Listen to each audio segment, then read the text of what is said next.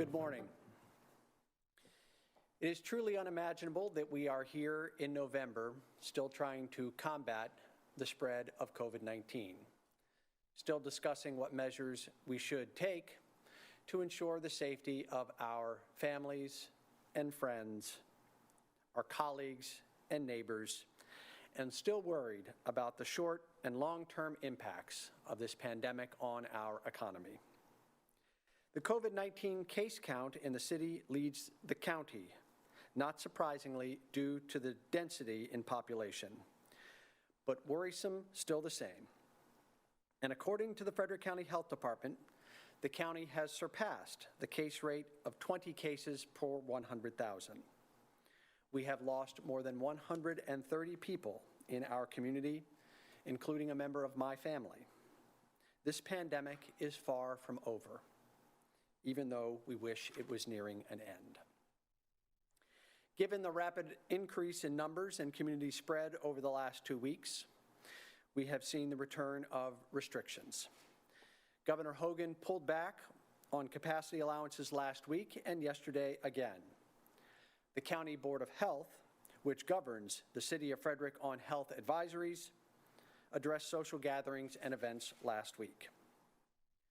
All of these actions have been made with the main goal of protecting the life, health, and safety of our community. Yet we know they are hard to stomach. For many of you, it means less hours at your place of employment. For our business owners, it means not knowing if you are going to open in the new year. And for most, it is simply confusing. Today, I'd like to take some time to ensure you know the latest restrictions to help reduce the surge based on both the state and countywide orders. Food and beverage establishments are currently permitted to operate at 50% of indoor dining capacity. Beginning Friday at 5 p.m., establishments serving food and/or drink, like restaurants, bars, breweries, or distilleries, must stop in person on-site service from 10 p.m. until 6 a.m. Carry-out and delivery are encouraged and permissible after 10 p.m. Retail establishments, religious facilities, and personal services are limited to 50% capacity. Fitness centers and gyms are limited to 25% capacity. Events and gatherings are limited to 25 people, or 25% of capacity of the venue, whichever is fewer.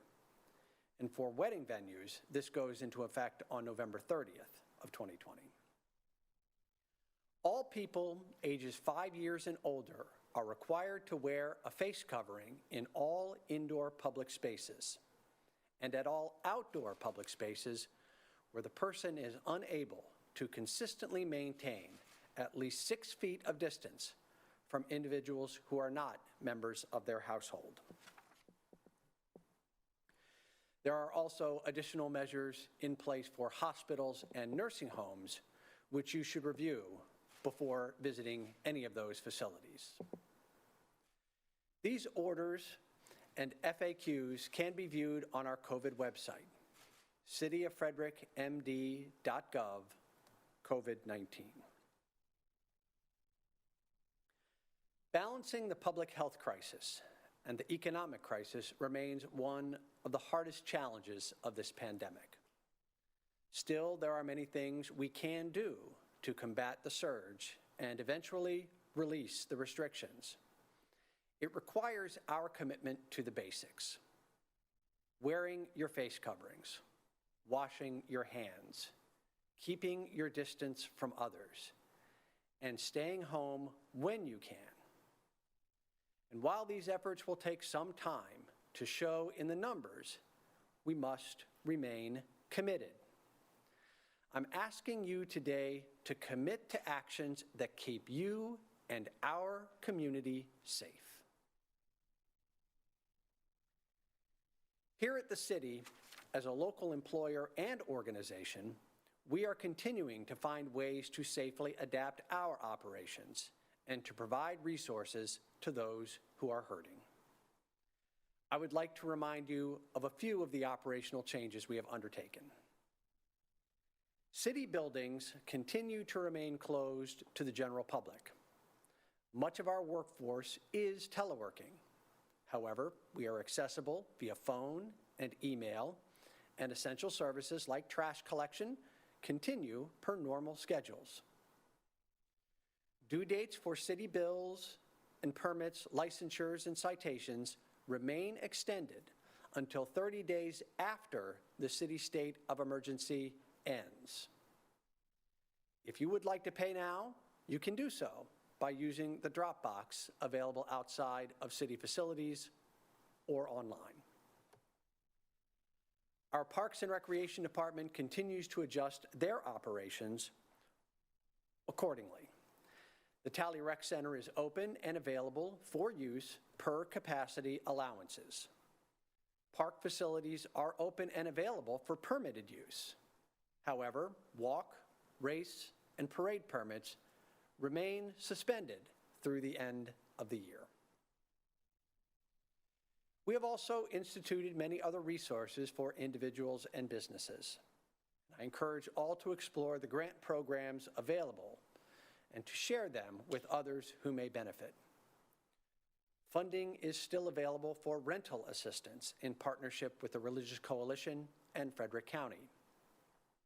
Funding is also available for utility assistance through our Department of Housing and Human Services. Our last round of business grants just closed, and over the last few months, the city has granted $300,000 in support to local businesses. The pop-up dining program continues. Parking lots, parklets, sidewalk cafes, and other designs are being used by residents and restaurants throughout the city to offer safer options for dining this winter. The curbside parking spots and the 30-minute free parking at the garages will continue to support our retailers and restaurants downtown. We will also be announcing our holiday parking program soon.